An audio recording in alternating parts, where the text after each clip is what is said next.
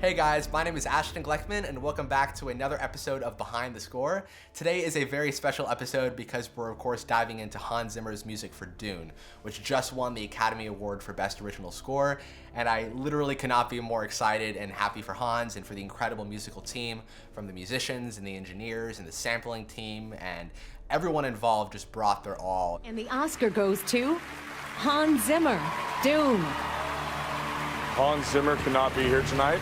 His otherworldly soundscape for Dune was the culmination of 3 decades of musical innovation we accept on his behalf. It was recorded over quarantine, so there was so much logistical things that they had to go through in order to make it happen. And I think that what makes the score so powerful is that it sounds nothing like anything that he's done before. We've of course dived into The Lion King, the Dark Knight series, Gladiator, Inception on this channel, and those scores all have unique elements, but this score in specific has a sound world that I don't think anyone's really ever heard before. That's probably one of the things I admire most about Hans and how he approaches this craft, is that he'll sit down with the director and the musical team, and in this case Joe Walker as well, the editor, and they'll all talk together about what can we do that's completely unique and right for this film. So he said, let's get rid of the traditional orchestra, let's bring in all of these musicians from around the world, let's bring in a bunch of vocalists, let's have new instruments created with Chaz Smith and with all of these incredible synth programmers, and that's what gives this score its character, and that's why I think it won the Academy Award, is because it went into the unknown and it brought something that's really fresh. So in today's episode, we're going to be unpacking this score and taking a look at the team involved. We're going to be looking at the thematic material, the atmospheres that Hans creates, and we're going to be exploring this 13-minute suite that I've arranged, which includes, of course, Paul's Dream, and it also includes some Atreides material, some Harkonnen stuff at the end. One thing I wanted to mention is the fact that for my suite, I've brought in some orchestra elements, but for Hans's score, there's actually no Western traditional orchestra. They usually record at Air Studios for a lot of Hans's work, and on this film, it's a bunch of modular elements from musicians sending in stuff all around the world, whether it's Loire Cutler, whether it's Pedro and the woodwinds that he brings to the score. There is no traditional classic orchestra. I hold at your neck the Gom Jabbar. Poison needle. Instant death. The suite that we're going to be talking about today was arranged and programmed by ear, and it was a tricky one to do because there is a lot of really interesting, weird sounds and atmospheres in the score, and I just sort of had to guess, basically. So I used a lot of Hans Zimmer Zebra, a lot of Omnisphere, and a lot of sort of raw sounds and a lot of processing as well. So I'm super excited to sort of walk through it and talk a little bit about how the textures are built up. But if you guys have any questions throughout the video, please feel free to leave those down below in the comments. You guys can download the free MIDI file in the pinned comment, and I'm so happy to be talking about the score, so welcome. And I did want to give a quick shout out to Hans because I know how cool it is to attend the Oscars with all of the really cool flashy outfits and seeing everyone in the industry.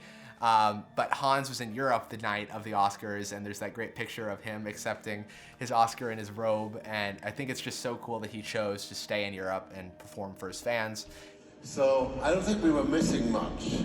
And the other thing which was really important, I got to be here. I got to play a concert in Amsterdam. And if you have the choice between the fucking Oscars and being with you guys, I'll take you. So yeah, let's get into some Dune.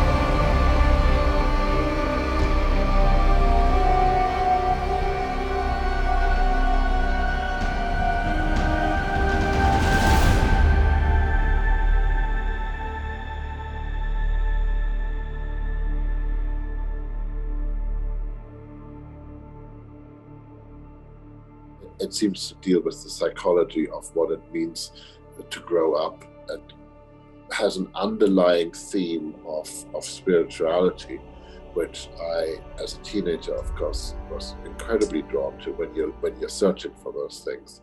Principally, it's a book about a young man or a noble family and all these sort of things. When really you very quickly realize that the real power in the story is the female characters, and it's the women.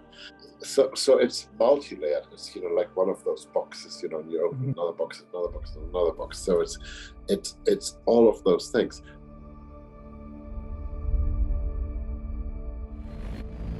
They were pointing at us. What are they shouting? Lisan al-Gaib. Voice from the outer world. It's their name for Messiah.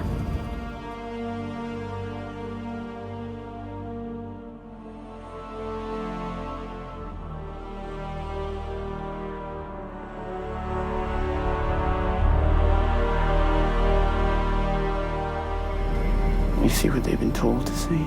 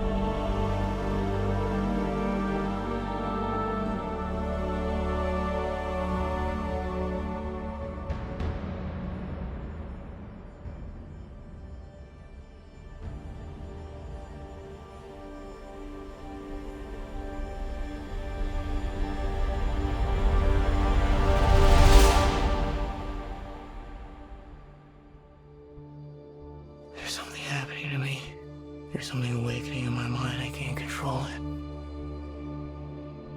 So first and foremost, let's talk a little bit about the film. So the film is, of course, directed by Denis Villeneuve, who you guys will know from films like Sicario and Arrival and Blade Runner 2049. And Hans's previous collaboration was on Blade Runner, which he worked on with Ben Wallfisch. It was a really interesting score because Hans was on tour at the time, and he came back to Los Angeles, and I was actually there at the studio at the time. And I just remember like him coming in and having like a week to put together that score. And I remember dragging in the CS80 synth into his studio, and it was quite amazing because they were so pressed on time, and Joe Walker, the editor, just sort of showed up at the studio and said, hey, we got to do this together. So for like 1 week, Hans was working on that. They know you're here.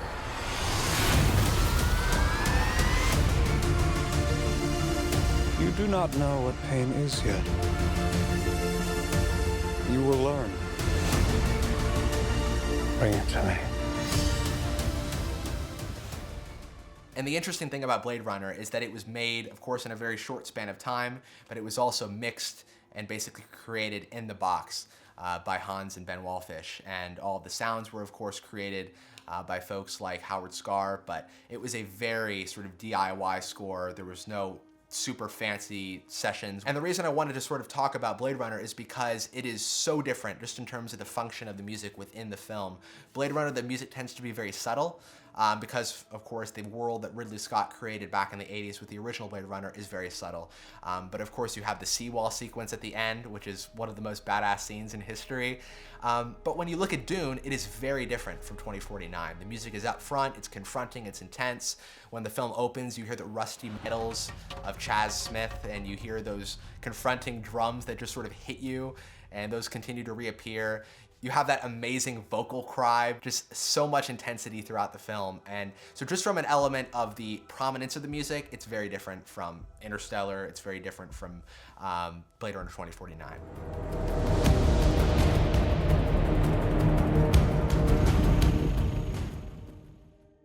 Dune, in its sense, is a new, sort of refreshing take on the classic hero's journey story. It centers around Paul Atreides, played by Timothée Chalamet. His mother is Lady Jessica, who is, of course, trained by the Bene Gesserit. And then, of course, you have Duke Leto Atreides, who is his father. And this film is basically there to establish this narrative and get Paul Atreides onto Arrakis with the Fremen, and sort of sets the stage for the second part, which is going to be wild. But when we talk about the first film in a franchise, whether it's Lord of the Rings, whether it's Harry Potter, it is very, very tough to do because you have to create the world from scratch.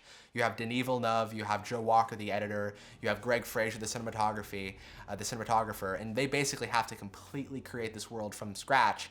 And so the question comes, what do you do about the music? And so the first thing that Hans decided was, let's get rid of the traditional orchestra that I've used in all my other films. We're not going to approach it like a classic film that he would have done, like Pirates of the Caribbean. Let's keep it new. And so that meant create new instruments, work with a lot of collaborators and musicians. When I decided to do Dune, I wanted really to create a new soundscape, and I was in need of a composer. I asked Hans Zimmer if he knew Dune, the book, and Hans' answer was that it was probably one of his favorite books of all time, and it was one of his biggest dreams to score Dune. So his answer was a big yes. It was always more about the conversation, because I knew the book so well. He knew the book so well. We knew our subject. So now it was figuring out how we were going to interpret something that we truly loved and admired. And when you're looking at these visuals that Greg Fraser has captured of the sandworm, and you're looking at the visuals of Caladan and Arrakis and the desert and the dunes, looking at those visuals and thinking to oneself, what do you do about the music, is a really intimidating prospect. So we have to imagine Hans looking at those cuts and saying, what the hell do we do about this? Hans and Denis worked very closely together. Part of what I love about the score is how unfamiliar it is. It's incredibly exotic, it's emotional, it's intense. It is wholly original and very specific to the film. We're telling a story in multi-dimensional ways, and we're using voices and a language that you don't understand, and at the same time, somehow you understand it emotionally. And basically what he decided is, let's treat this like we are on a different planet, and the musical instruments that we're using are from a different planet. First time I saw Star Wars was, of course, wow, it was amazing. I'm such a fan of John Williams' music in it. But as a teenager, there was that thought that came into my head going, in a galaxy far, far from here, why am I hearing strings? Why am I hearing trumpets? Why am I hearing horns? And I was thinking, so if we are set in this time, in a different time, in a different in a different space, shouldn't we have different instruments? Shouldn't our instruments have evolved? So to answer half of your question, half of the question is yes, we build a lot of instruments. We, of course, have a lot of ethnic sort of woodwind instruments. We have completely new custom instruments that are created by Pedro Estache, like the contrabass duduk, which is pretty amazing. He, of course, collaborates with Chaz Smith, who creates custom metal structures, and that's sort of what they do a lot to get some of those rusty sounds and the soundscapes throughout the film.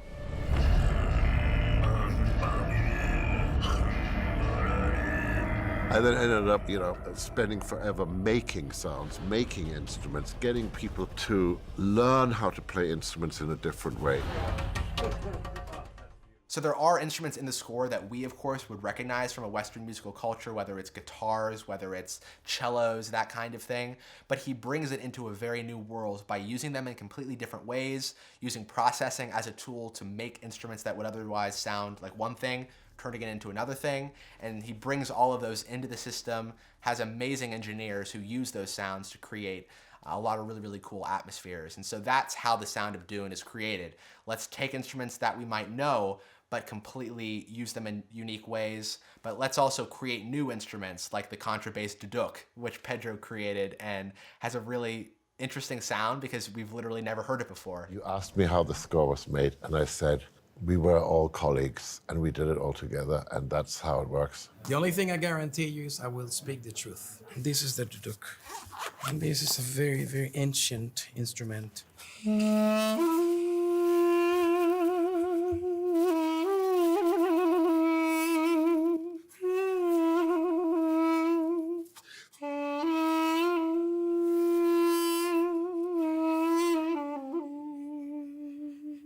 And that's a phrase from Gladiator, actually, so that's good. Yeah.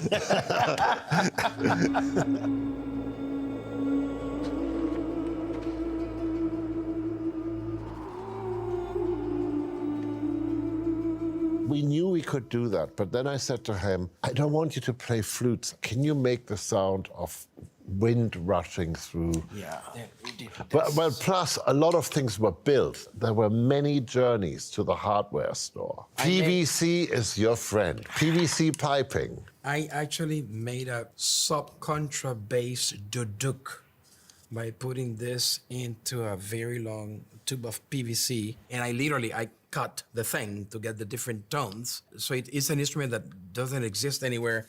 So that's why the score is so powerful, is because it is, in a sense, completely new when you're listening to it. But Hans's challenge is, in a sense, let's follow the character of Paul Atreides. There is going to be moments of terror. There's going to be moments of bombast and these epic battles. There's going to be the sandworm. There's going to be the loss that he experiences with his father. There's going to be the relationship between Lady Jessica, who's probably one of the most powerful characters in this whole entire story. The relationship between her and Paul Atreides. So there's all of these different sort of storytelling elements that are fluctuating throughout the film, and there's this big arc. And of course, part 2 is really going to be where everything comes together, and we're going to see where all of this that Denis established in the first film, where that ends up. So Hans's challenge is not only let's follow this character on this journey, but it's also what does the world of the film sound like? What do the dunes of Arrakis sound like? What does Caladan sound like? What do the Harkonnen or the Sardaukar sound like? And so that's really the element of where you have to start from scratch, look at the blank screen and say, what kind of musicians, what kind of techniques can we bring in to give this film its own unique character? You instantly knew we were going to tell you a story that was dark and mysterious and different, and you couldn't quite work out, was this human or was it beyond humanity? You want to invite your audience on an adventure. You want to invite them on a journey. And you have to do it right at the beginning. You have to say it's not going to be quite what you imagined. It's going to be different. It's going to be interesting.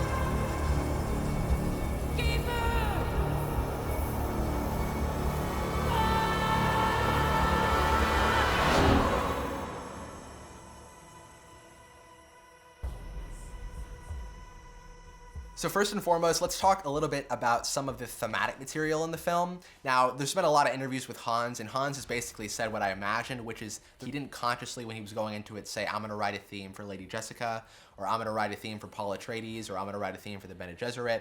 But there are elements that he uses throughout the film in certain places that give the idea or the impression of thematic material and are used accompanying certain visuals or certain groups or certain people. So I wanted to sort of mention some of those things. Rather than, normally in a movie you give characters themes and give situations themes, or this planet has a theme and these people have a theme. Blah, blah. And I didn't want to do that with notes, with melodies. What I wanted to do was give different sounds to different parts of the story. So for instance, when Lady Jessica comes in and she is the mother of our hero Paul, but at the same time she is a noble woman and she is married, she's the concubine of the ruler of the house of Atreides. So she speaks as a mother. It is the sound, it is the sound of the mother, and then maybe the sound of the noble house comes in to support her. And then when she draws on her Bene Gesserit powers, there's another sound that gets added to her. So I complete the picture of her character sonically, as opposed to having to do it all in different tunes. So now the first thing is, of course, the Dune drum phrase. Now, when you see the film for the first time, if it's in like Dolby Atmos or IMAX, you'll immediately notice how insane and prominent this thing is, because it reappears all throughout the film. It happens in the first minute or so of the film when they're sort of establishing who the Harkonnen are, and there's that attack. Their cruelty to my people is all I've known.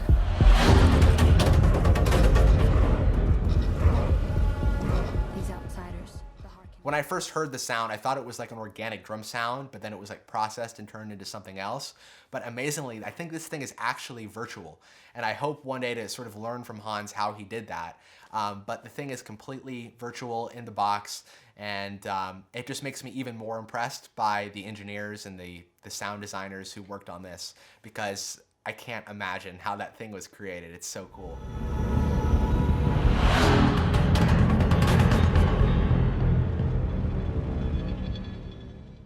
Now this next one is probably the most prominent melodic theme throughout the film. You guys probably heard it in the track Paul's Dream, but it's really cool because it has this sort of harmonic minor quality to it.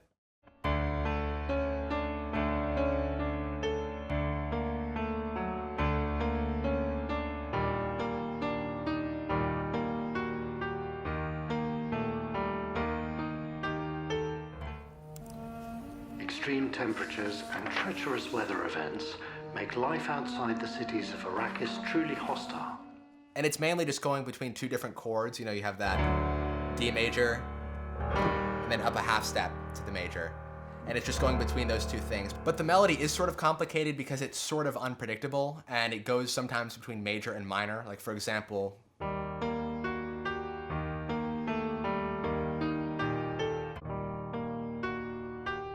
and then you have that minor third in there. And immediately when I heard that theme, it's like, oh, that's really interesting, because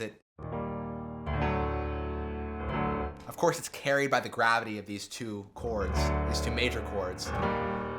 But the actual melody is sort of weaving in and out of these two scales, which I really love.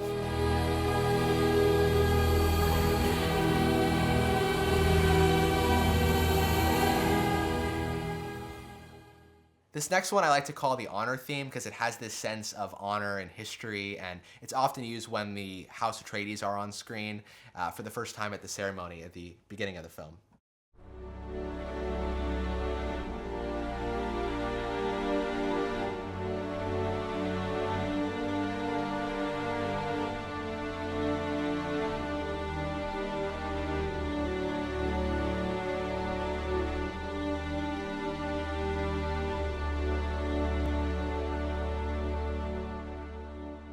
And basically all that is, it's a D major chord with the 7th in the bass, and then G minor, and then a D major with the 3rd in the bass.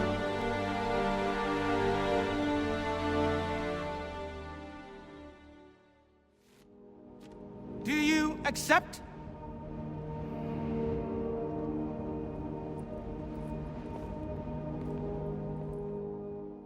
And I think it really gives that sense that House Atreides is a family with a lot of history, and you sort of feel the lineage that has all been leading to Paul in the story. You'll still be the only thing I ever needed you to be. My son. The next one is the Duncan, Idaho theme. Now this is a really simple theme, and I'll play a little bit of a segment of that right now, but you can see how simple it is and effective it is. I think it happens 3 or 4 times throughout the film when Paul is reunited with Duncan, Idaho. First happens at the beginning when he arrives at Caladan.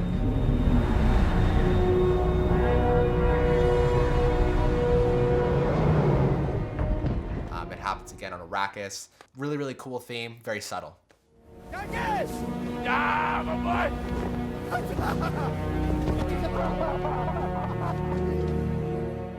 Now the next one I like to call the sort of Visions theme. It's just got this very...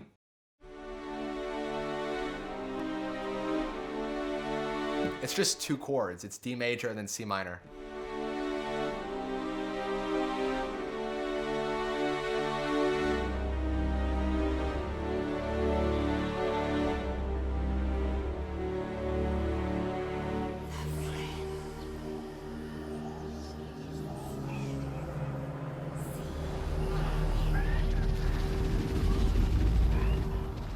And I have this quote somewhere from Hans where he says, "I try my best to make things simpler because I find that ultimately it's the simple things that work." And so I love that because it's literally 2 chords and it works.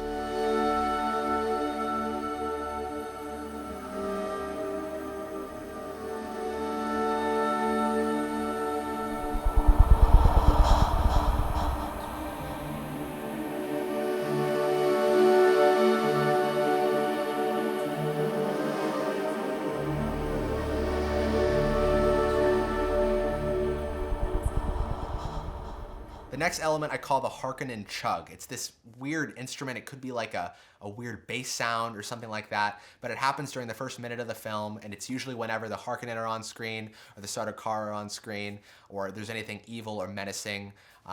This little musical element is always sort of there underlying the texture.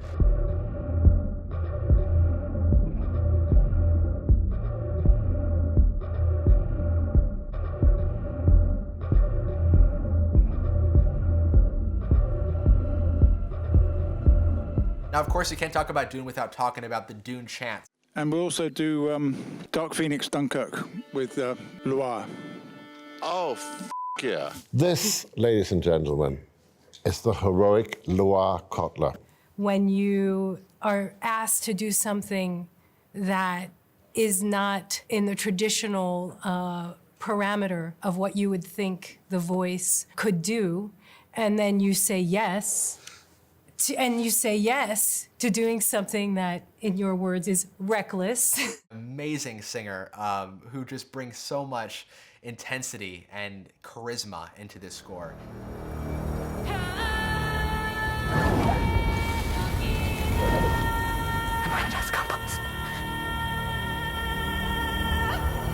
It's just like the Dune drum sound. Whenever you hear it, you automatically, it's just like, I gotta pay attention.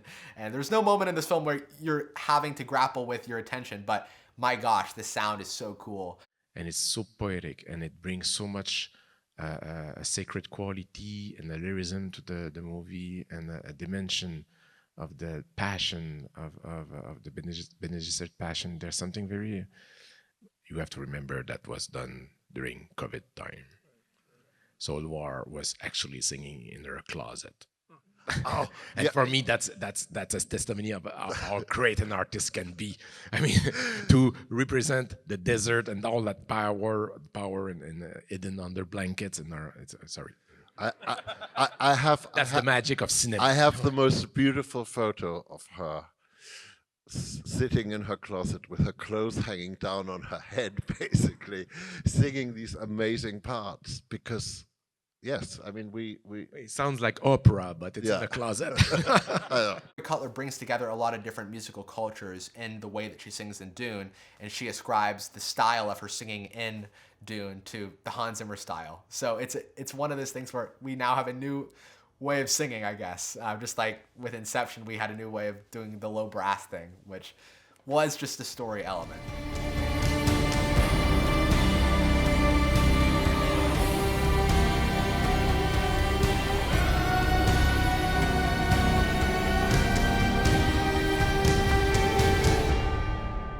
And then two other things. We have the Atreides theme, which is played with the bagpipes, and it's relatively simple. It's just... The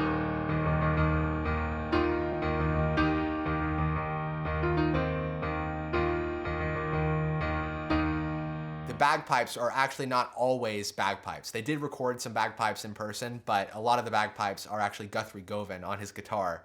The first time that you hear the bagpipes when they arrive on Arrakis is actually an electric guitar, which, again, it's just a Hans thing. I just love that. It's so cool.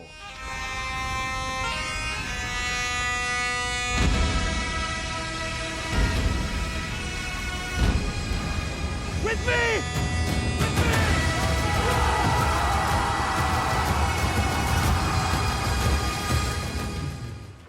And then, of course, there's the Sorrow theme, which is a very simple sort of... Probably in my mind, like the most prominent use of that is when Lady Jessica and Paul Atreides are standing on the mound they're looking at the city being burnt in flames in front of them, and you've got that great shot by Greg Fraser with the Sardaukar or the Harkonnen ship there, and they're seeing their home just being torn away from them, and that theme accompanies that.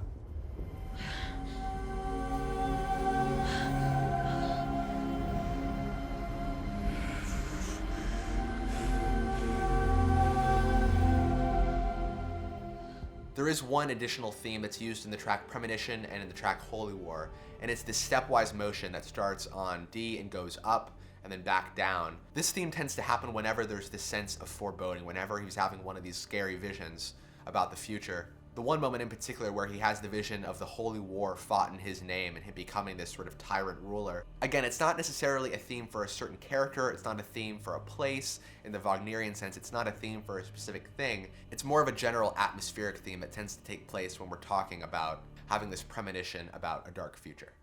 Now, in terms of the soundscapes in the film, there's four main soundscapes that I sort of was able to detect in the film. And the first one is the Bene Gesserit. And they're almost like clergy if you look at the history of the world and how sort of religion has played along into politics and how the Bene Gesserit have a direct sort of connection to the emperor. This film is in so many ways, and the story is in so many ways taking from elements of history, which I think is what makes it so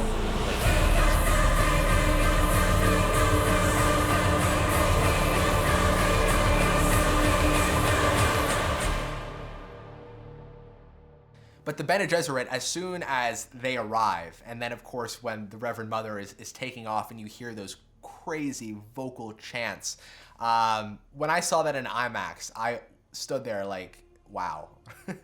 That's pretty incredible. The next one is the Sardaukar. I mean, Michael Geiger, the guy who recorded those. Need I say more?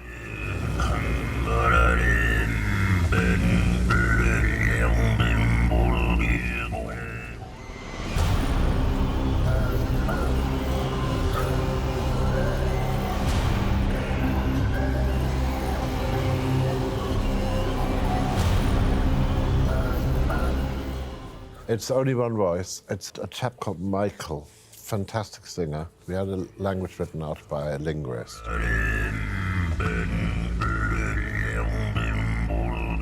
It's just about technology. If you use a compressor, if you overuse it, it feels like you're slamming your head against the door frame. You take a while to recover. So the compressor takes a while to recover, you know, when you slam Michael's voice into it. So by taking each syllable apart and stretching it out and leaving gaps, I could then go and slam every syllable and make every syllable sound incredibly dangerous and violent.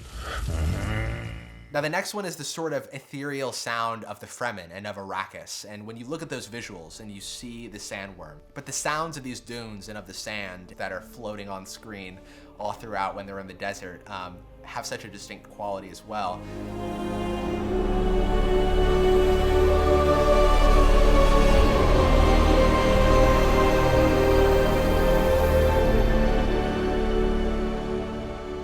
And I think that's really just to establish that this is a different world in Caladan, which we've been on previously, and specifically for all the main characters, like Lady Jessica and for Paul Atreides, this is a world that they're unfamiliar with, that throughout the film they become more familiar with, and by the time the film ends and they're heading off into the desert, they've decided this is where they're going to stay and this is where they're going to fight.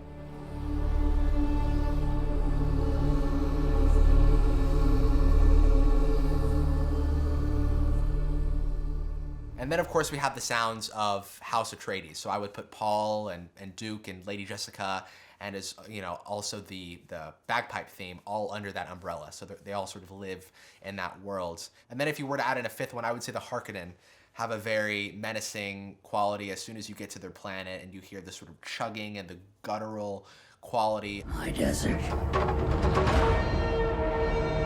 My Arrakis. My Dune.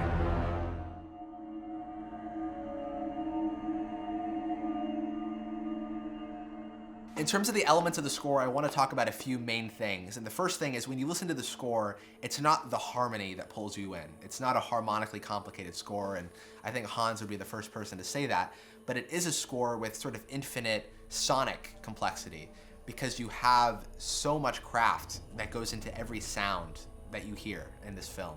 And all of that attributes to the sound designers, whether it's Kevin Schroeder, whether it's Howard Scarr, Matt Bodler, who is with The Unfinished, and they all created custom, unique sound kits, basically, for Hans and for Kaczynski and for Dorr and all the other writers on the film. And that goes back to the thing I was talking about earlier about Hans, is that at the start of each project, he'll basically have custom sounds created for each film. So there's custom sounds for, Interstellar, there's custom sounds for Dunkirk, and he might not go back to any of those sounds ever again. But that's what's so cool, is that each film has its own world, and he says, here's our palette, let's stick to the palette. And so he had those folks. Kevin Schroeder is sort of the newest guy in town, but he's had a really great career the past couple of years, working with Hans on No Time to Die and Dark Phoenix and Dune as well. The next one are the new musical instruments that were created physically. So Chaz Smith is the guy that I was talking about earlier, and he's worked with Hans a lot, especially on Man of Steel, what I remember in the past, and he's worked a lot with other composers like Charlie Clouser as well. But Chaz Smith basically will take old rusty metals that he finds all over, and he'll turn them into these big sculptures that actually produce sound.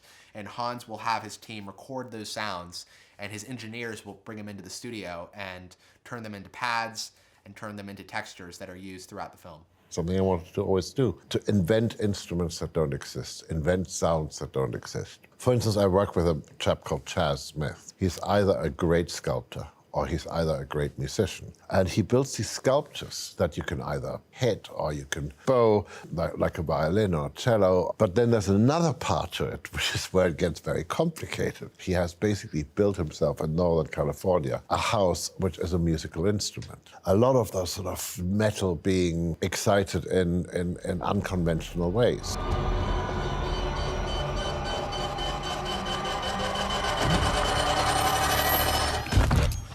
So I had this framework of exotic, synthesized or built instruments. I remember saying to Tina Guo, my cellist, I want your cello to sound like a Tibetan war horn.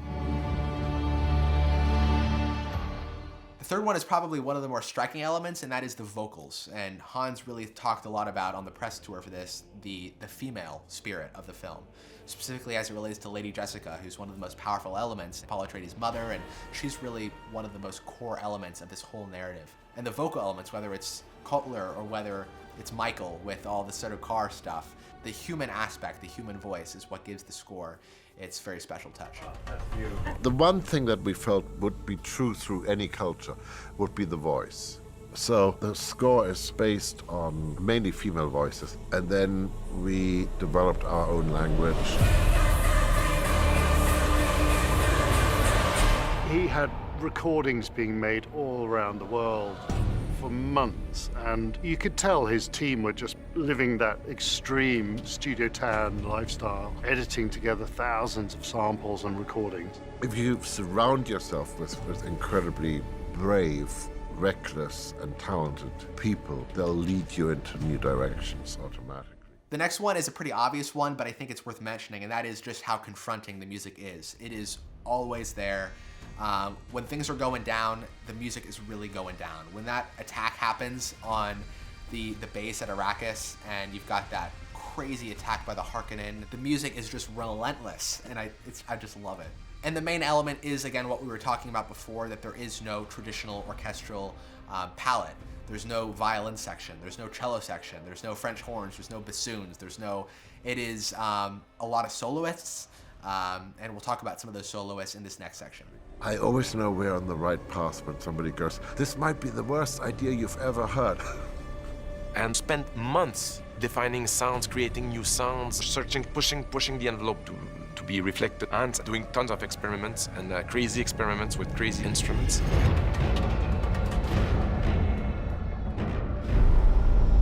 It's quite a privilege for me to work with such an artist. One of the most inspiring and powerful artistic encounter in my life is the one with Hans Zimmer. So to have the chance to work with him on Dune is like one of the big privileges of my life. In the film, when House Atreides is sent to Arrakis, there's a fantastic transition sequence when Paul Atreides is sort of saying farewell to his planet that he's grown up on, and the Atreides family is sort of packing and getting ready to take off towards this new planet that they've been sent to by the Emperor. This scene is really all about reflection. It's all about Paul Atreides wondering whether he's ever really going to come back to this planet. If I have to infer, I'd imagine the conversation between Hans and Denis was, how do we transition the audience between one planet to another? How do we sort of characterize this big leap that the Atreides family is making? And the way they chose to characterize that transition was by having a track with a ton of weight and a ton of power. And this sort of leads into the final element of the score. If we go back to a lot of Hans' scores from the 1990s, whether it's Drop Zone, whether it's a lot of the action movies he was scoring back in the day, one thing that's the through line is his immense use of rock and roll elements, whether it's guitars, whether it's drums. Leaving Caladan is a great example of him bringing some of these early influences into his music, while of course still maintaining this new world that he's created. When you listen to this track, Leaving Caladan, but there's other moments in the score that echo this, it's impossible to get out of your mind influences like Floyd, or like some of the influences Hans would have had back in his days growing up. I love how he's able to go to these influences and take little elements from them and sort of evolve them and bring them into these different musical worlds.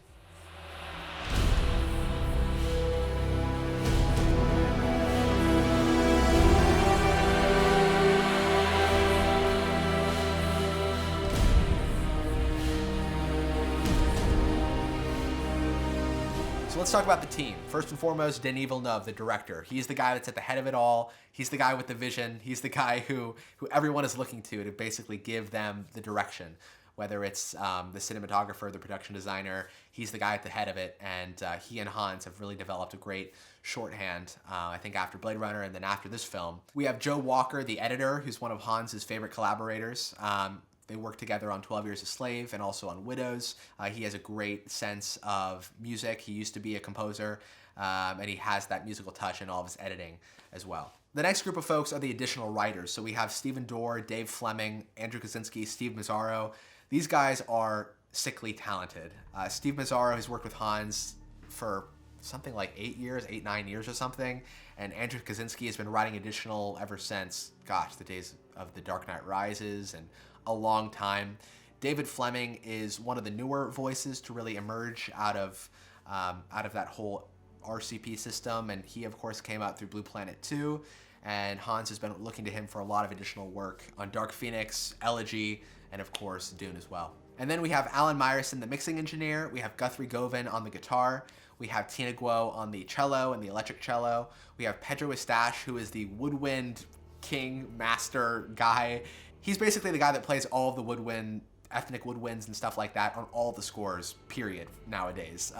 He's literally a featured soloist on so many scores. All of Hans's work recently, he's on all of Hans's tours, The World of Hans Zimmer Live. The dude is not struggling for work, that is for sure. He's got a lot of stuff to work on and is constantly getting called by composers to go and record on their scores. So he's great.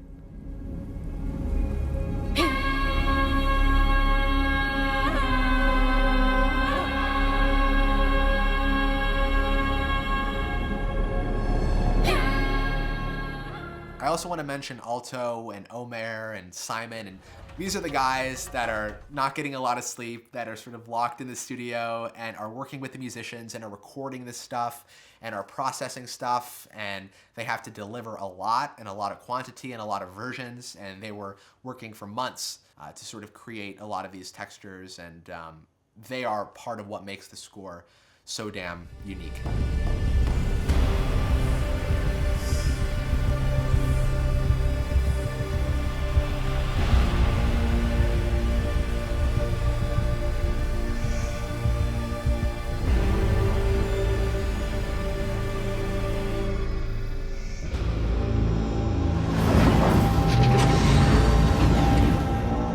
You know, actually, let me say this, and this is for real. Had it not been for you, and most of these people in this room, this would never have happened. You know it. I mean, had it not been for Guthrie's amazing bagpipe, had it not been for Loa's incredible vocal, had it not been for like the incredible, all the musicians in this band, all the musicians in this, you know, in my life who've given me, you know, the confidence to go and do these things. And had it ultimately not been for Denis Villeneuve very quietly one day saying to me, have you ever heard of a book called Dune?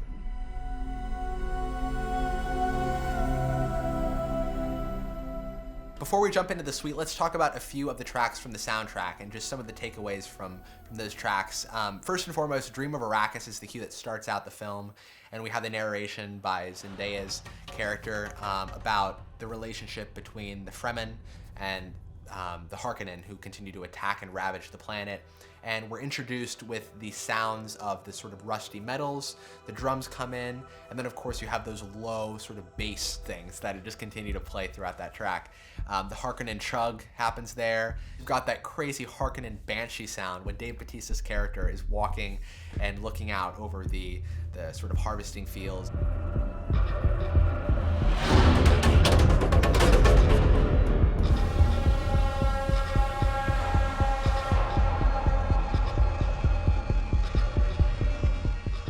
The track ends with the Harkonnen leaving the planet, and I think what Hans really wanted to get across with the way that he approached these sort of creepy Ligeti-like vocals is he wanted to tell the audience basically they're gone, but they're going to come back. They're still there. They're still a menacing force that is continuing to have an impact on these people, and they're going to be a people we're going to have to face. So those very atmospheric vocals work great for that.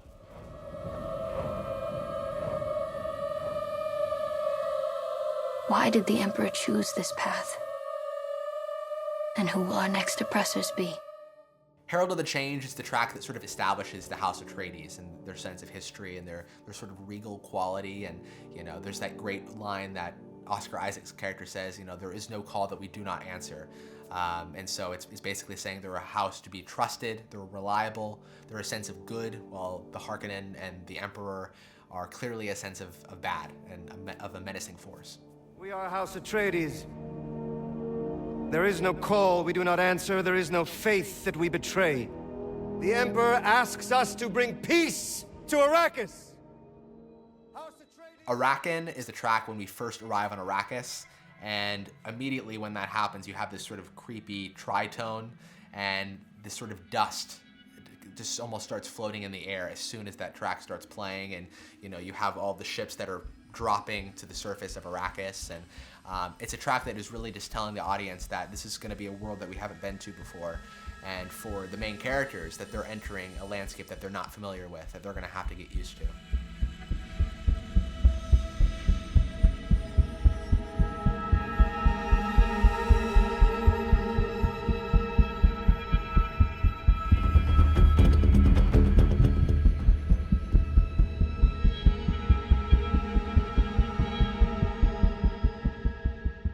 One of my favorite sequences in the film is the attack on the spice harvester that happens by the sandworm. It's about 1 hour into the film. It's a great sequence just in terms of visuals and in terms of storytelling. But the arc of the music is also great as well. When we start back on the base at Arrakis, the music is very minimal. There's not a lot of tension. There's no rhythmic elements.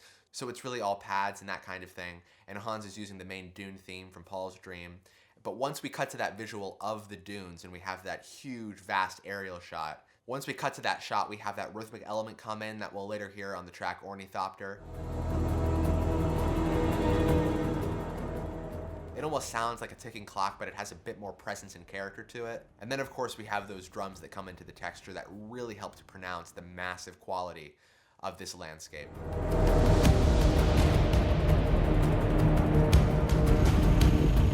Once we cut to that big shot of the spice harvester, Hans brings in this really cool low growling element into the music, which really helps to add some weight and dimension to that visual. And then Hans makes the decision to pull out the music completely during the rest of the sequence before the rescue, so that all we're experiencing is the sounds of the ornithopter. We get to sort of take everything in, we get to listen to the dialogue. But it's a great example of creating tension in a scene. If it's just wall-to-wall music and it's non-stop music, it's hard to create that sense of tension. But when the music comes in and it comes out and you're sort of building up momentum to a certain moment, which of course is this big rescue sequence, I think it makes it even more powerful because we've had a moment to breathe.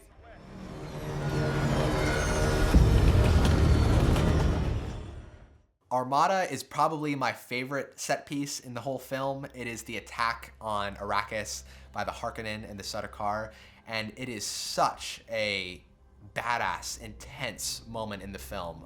The cinematography is out of this world and just so beautiful.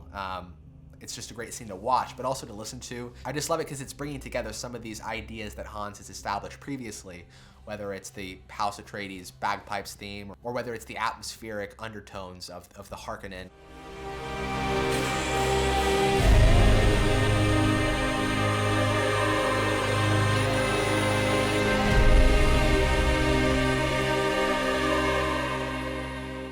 Stranded is basically the sorrow theme, and again, it's when Lady Jessica and Paul Atreides are looking out over their ravaged homeland, and that's used a few times throughout the film.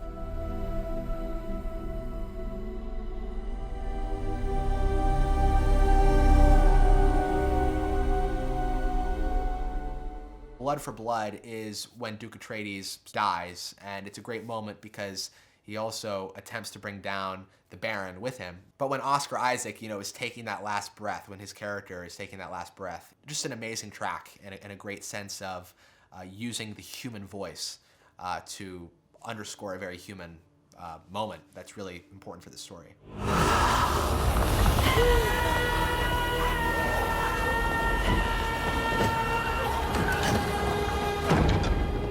Ornithopter is one of my favorite cues really because of the sound design of this track. I have to imagine it was tons of fun for Kevin and Howard to create these sounds because they are so upfront. They have so much sort of brute force, and that really shows another powerful aspect of the score, which is how well it integrates with the sound design.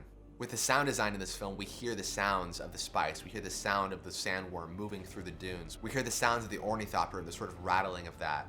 Everything feels very real, but at the same time, it's a world very different from our own.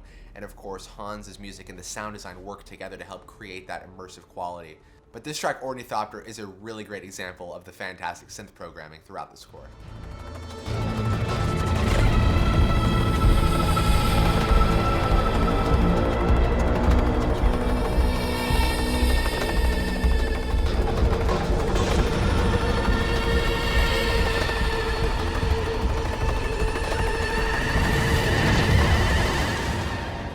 Sandstorm is a great moment because you have that vision where he's basically being told, Paul Atreides, he's being told that the world here is too complicated and too big to control and to demand.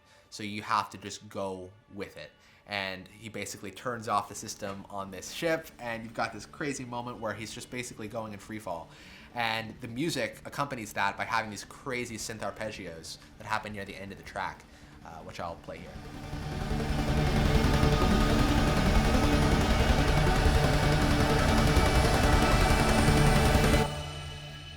The road leads into the desert. This is the moment at the end of the film. Paul Atreides has won the duel. He has become, in a sense, this figure who's decided to stay on the planet and to fight. And that great final crane shot when it's lifting up and you see all of them going into the desert. It's just such a great metaphor for what is going to happen in this next film, which is Paul Atreides is going to become part of this group. And he's sort of been taken into it. So I love how the track brings in Paul's material and plays it for one final time, and then you have Laurie Cutler finish that track with so much intensity.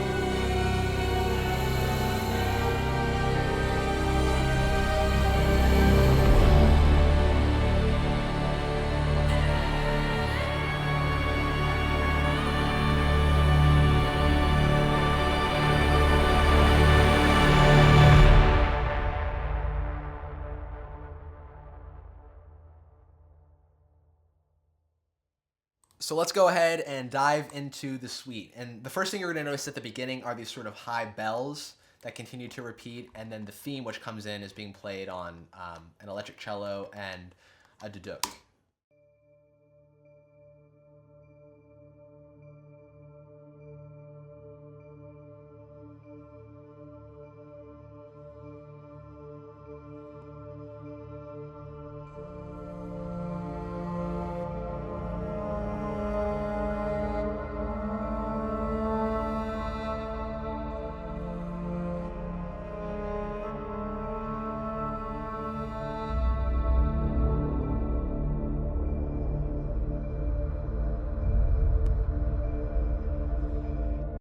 I love all these like sort of low synth like growls that he tends to do a lot, and this one is Hans Zimmer Zebra. Just a great atmospheric sound.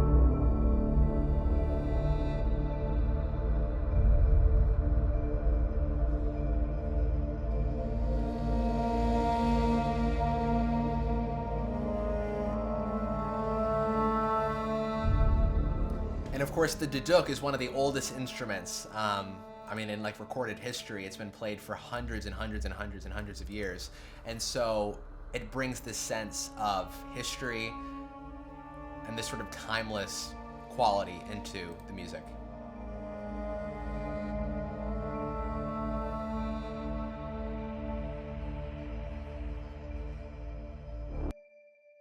Now for this next section, we go into the sort of main portion of Paul's dream. So let's take a look at the whole track together, and then we'll break down some of the stems and how these elements go together.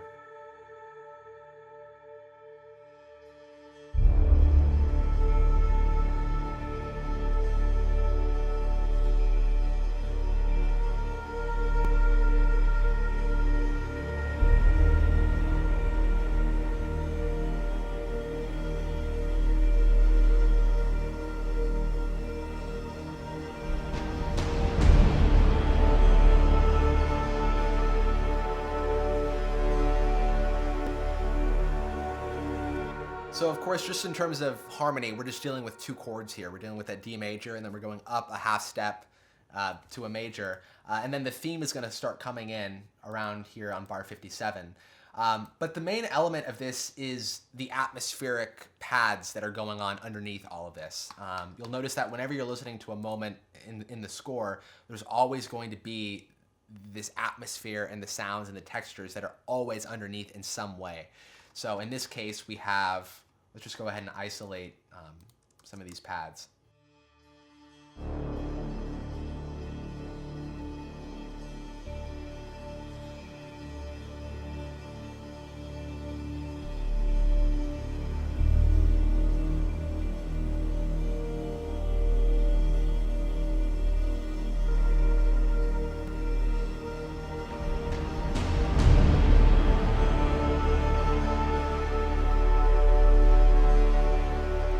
All the drums here are Hans Zimmer percussion, And basically I just used the hall mics and then added a bit more of additional reverb to give it a sense of space. Because everything in this movie is about space and sort of grandeur and giving it the sense of scope. And a lot of the musical elements are the same way. Hey guys, so it's me editing. So I wanted to mention one thing that I didn't mention in the video, and that's basically that one of the things that makes Hans's mixes very singular, that I think is one thing that I especially try to learn from, is how he blends together raw and dry elements with more ambient, larger elements. So you'll notice with a lot of his scores, Pirates of the Caribbean 3 is like a great one to look at, how you have these massive, wide elements that are in very sort of hall-like reverb, with the big choirs and really, really large brass. And then he has these very dry upfront elements that tend to blend together really well and create the sense of crispness that I think a lot of us think about when we think of Hans's mixes. And that's also a thing to attribute to Alan Meyerson and the way that he's able to combine a lot of different sound sources and bring it together into one super unified mix. And that's one thing that he's doing here with Dune, is he brings together the sense of wide, but also with a lot of these sounds. He brings them right up front, and that balance between the two creates the crisp sound.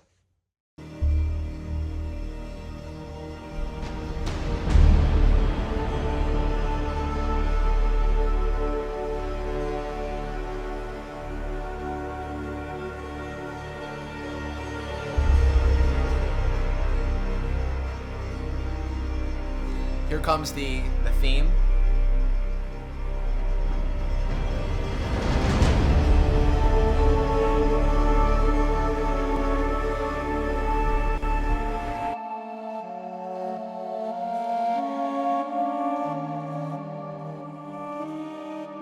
And it's just a fantastic theme.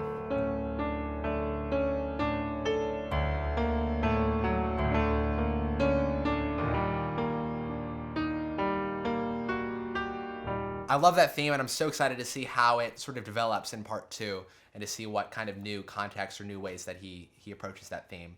And if he needs any help, I'm always free. Let me know, man. I'd be up for it. And then, of course, throughout this whole entire track, we have these bells that are continuing to play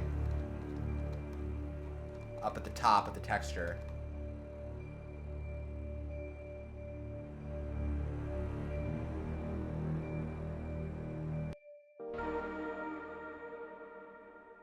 An additional one too.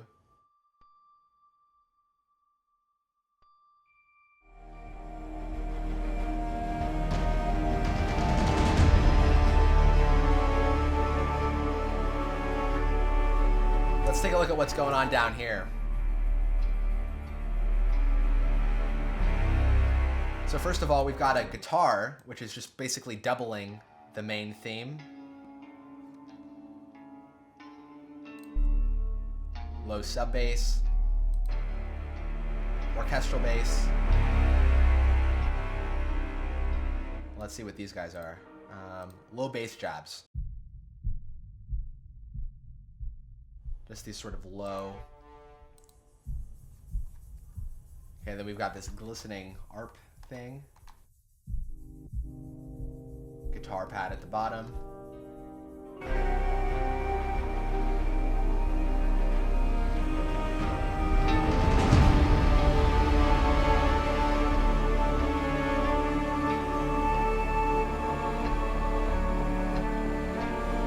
Again, the human voice plays a really integral role. So we have choirs throughout this, and then we have a series of pads that were created using that, that classic Heaviosity library, Vocalize. And I just used some of those performance palettes.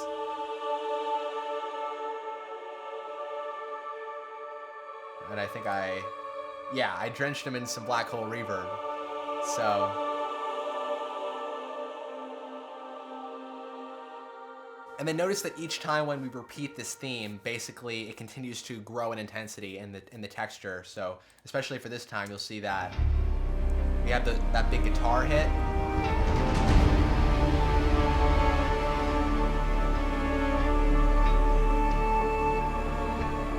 You hear the guitar.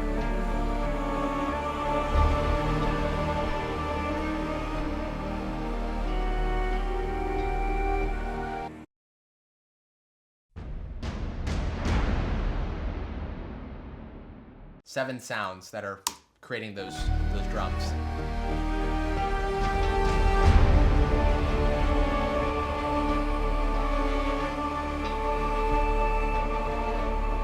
The electric cello is doubling, the duduk.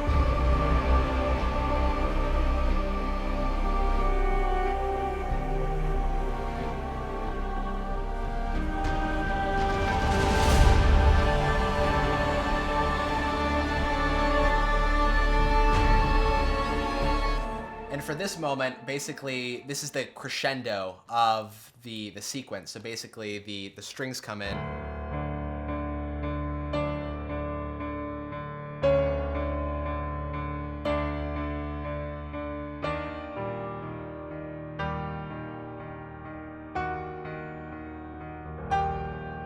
So at the top of the texture, we have this sound that I recorded with the Moog 1 over here.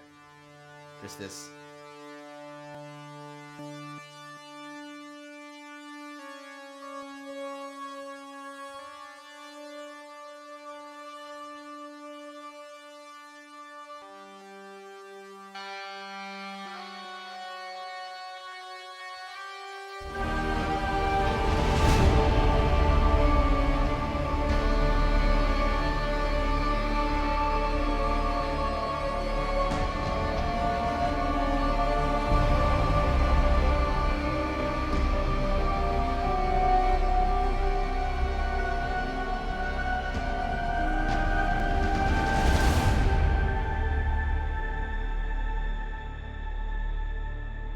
Now, when we go into this next section, we're basically going into the Atreides theme. So as we discussed earlier, it's basically D major with the 7 in the bass. And, you know, Tom Holkenborg used this technique for his theme for Furiosa and Mad Max, you know.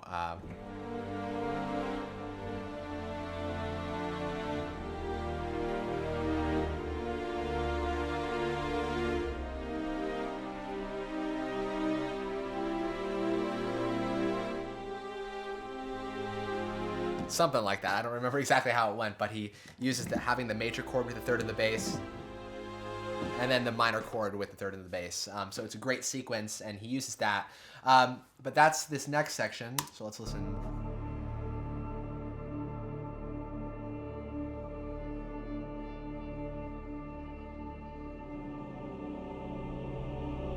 Choir.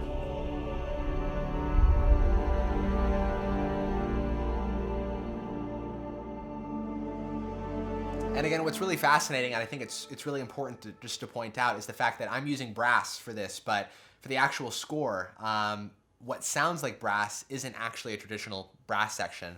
So I think it just really gives even more credit to the sound team and to the musicians who were able to so amazingly give that illusion.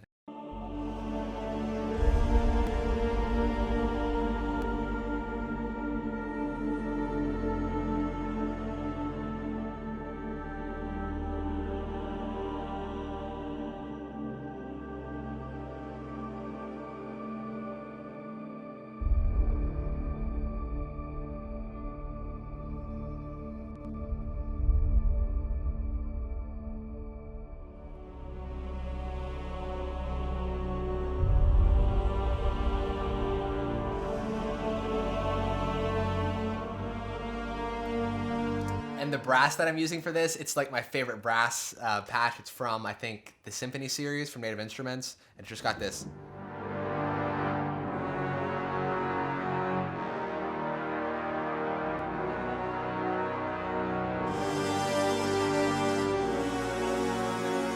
It's like instant inception, but it's really cool.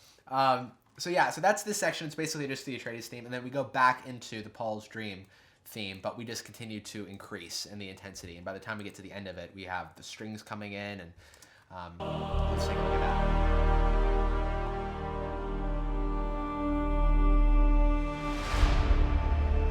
Taiko rolls.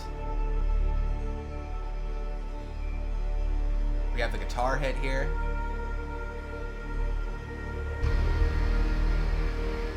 And those are the same guitar hits that I use for the Ludwig Göransson Tenet suite as well.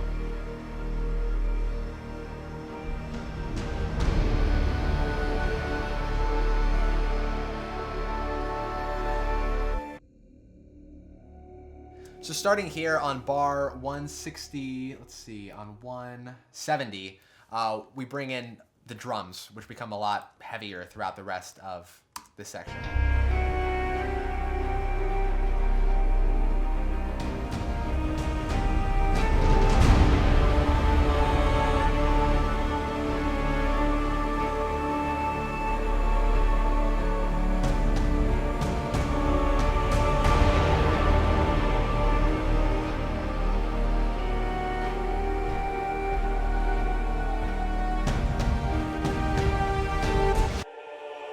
Here's the vocal elements all together.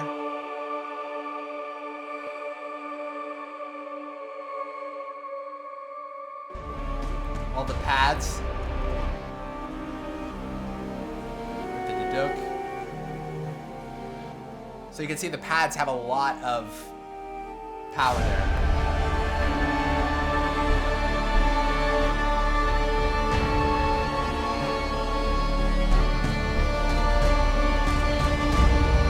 Yeah, so basically this is the moment when everything comes together and the theme is being played in sort of the most power that we'll see it. And so the strings come in, you have that synth lead. I took a electric cello and ran it through some distortion to give that effect that I heard in the recording. But yeah, everything just sort of comes to its max energy.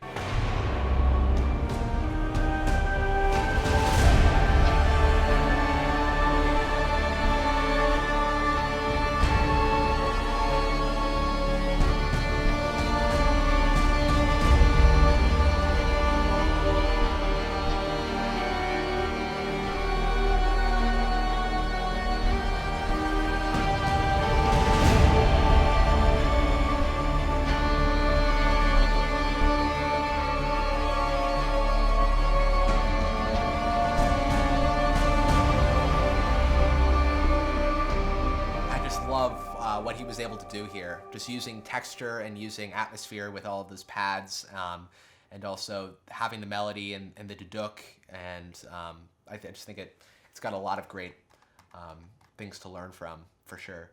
This next section is the Visions theme. It's a really, really simple one. It's just 2 chords like we talked about, and we have a couple of elements that all come together to create this sound. We have some violin,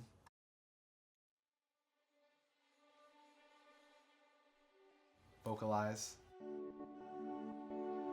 and then a couple of pads.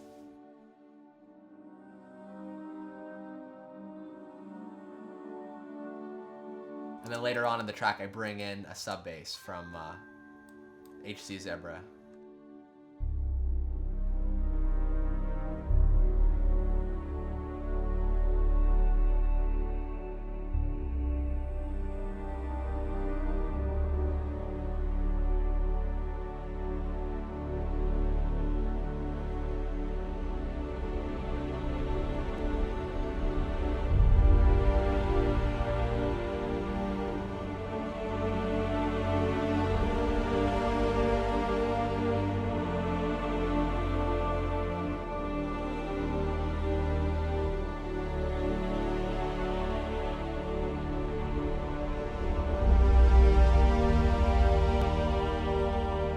And then this next section is all about the sort of Harkonnen musical material. So this would basically be echoing what happens during the first couple of minutes of the film. So you can see we come in with this pad and these sort of scraping metals and the low Tubian vocal sound.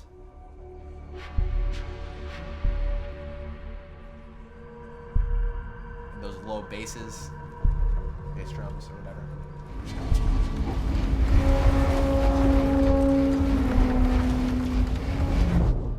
At nightfall, the spice harvesters land.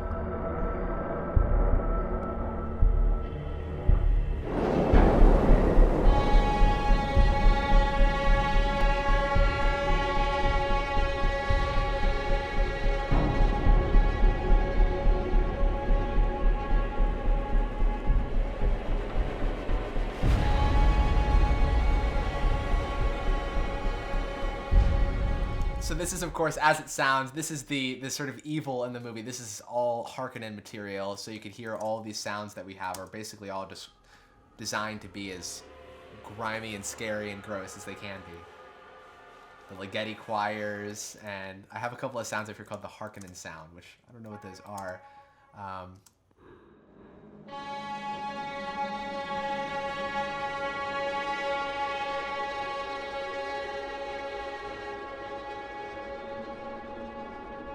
So they're basically heavily processed Ulandian pipes. So I don't know if that's how he did it, but that's how I did it for the mock-up. That's the closest thing I could find to it. And then we've got this thing at the top called the harsh pad.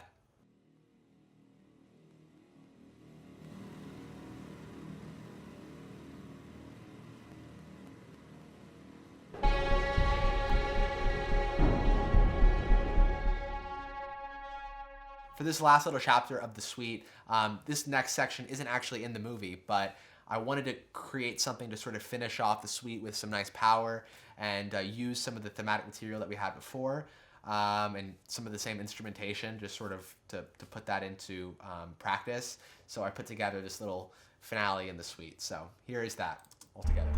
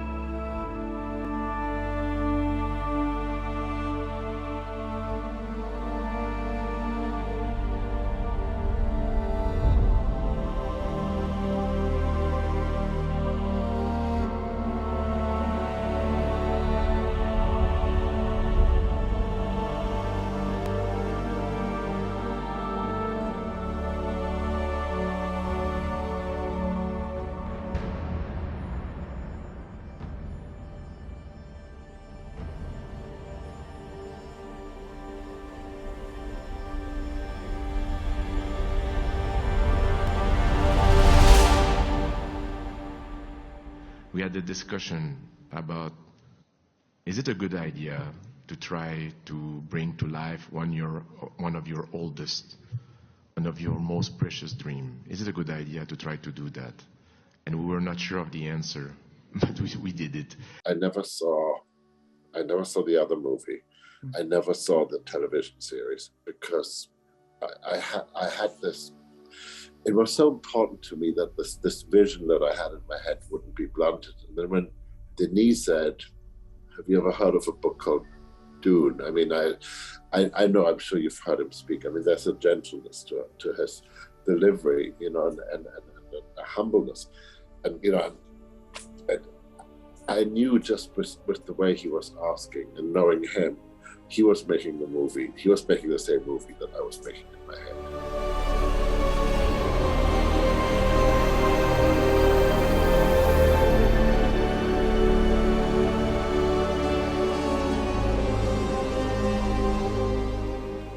So there is behind the score Dune. Thank you guys so much for watching this video. This is a score that I just absolutely love, and it's a film that I adore. I've seen it like 4 or 5 times in theaters or whatever. And every time I continue to see new things and appreciate the work of Greg Fraser's cinematography and Denis Villeneuve's direction and Walker's editing and Hans' score. And I think it's one of those scores where you can listen to it and you can see all of the great work from so many different musicians and artists who are, you know, just as important to creating the score in the end as Hans is, and I'm sure he would be the first person to say that. In his acceptance speech the night that he won the Oscar, he gave a lot of credit to these musicians that he works with because they're what bring his ideas in a way to life.